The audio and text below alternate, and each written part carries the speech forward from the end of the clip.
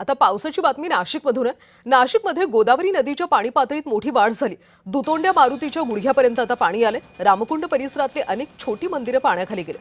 त्र्यंबकेश्वरमध्ये पहाटेच्या मुसळधार पावसानं पूरसदृश परिस्थिती निर्माण झाली। विशेष म्हणजे अद्याप गंगापूर धरणातून विसर्ग सुरू झालेला नसताना सुद्धा केवळ पावसाच्या पाण्यामुळे गोदावरीला पूर आला।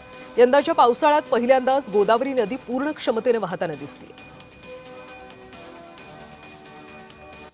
काल रात्रीपासून नाशिक शहर आणि परिसरामध्ये संततधार पाऊस हे एकूणच सुरू झालेला आहे। पण आज सकाळपासून पावसाचा जोर नाशिकमध्ये वाढलेला आहे। आपण दृश्यांमध्ये बघू शकतो सकाळपासून मुसळधार पाऊस हे नाशिकमध्ये सुरू आहे। त्यामुळे गोदावरी नदीची पाणी पातळी देखील आता वाढलेली आहे। काल नाशिक आणि त्र्यंबकेश्वरला ढगफुटी सदृश्य पाऊस होईल अशा पद्धतीचा इशारा जे हवामान खात्याने दिलेला होता। काल नाशिक असेल, त्र्यंबकेश्वर असेल, इगतपुरी असेल, इथे दमदार हे पाऊस झालेला आहे। पण आणखीन एकदा रात्रीपासून संततधार पाऊस नाशिक शहर आणि परिसरामध्ये सुरू झाल्यानंतर आज सकाळपासून पावसाचा जोर अधिक वाढलेला आहे।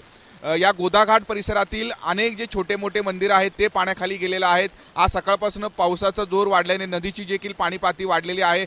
आपण या दृश्यांमध्ये दुतोंड्या मारुती बघू शकतो। दुतोंड्या मारुतीच्या अगदी गुडघ्याच्या वरती आता पाणी आलेलं आहे। अद्यापही गंगापूर धरणातून पाण्याचा विसर्ग केलेला नाहीये आणि तरी देखील पावसामुळे गोदावरी नदीची पाणी पातळी हे वाढल्याचं आपल्याला बघायला मिळतोय। फक्त नाशिकच नव्हे तर एकूणच त्र्यंबकेश्वर, जे इगतपुरी, दिंडोरी, पेठ, सुरगाणा, खरं तर याही भागामध्ये मुसळधार पाऊस आज सकाळपासून जे होताना आपल्याला बघायला मिळतोय। आणि नदीकाठी राहणाऱ्या लोकांनी सतर्क राहण्याचे आदेश हे विशेष करून प्रशासनाने दिलेले आहेत। आज दिवसभर पाऊस अशाच पद्धतीने राहील असाही अंदाज हवामान खात्याचा आहे।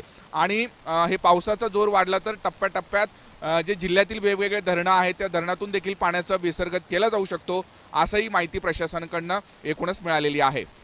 किरण गोटूर, जय महाराष्ट्र न्यूज, नाशिक।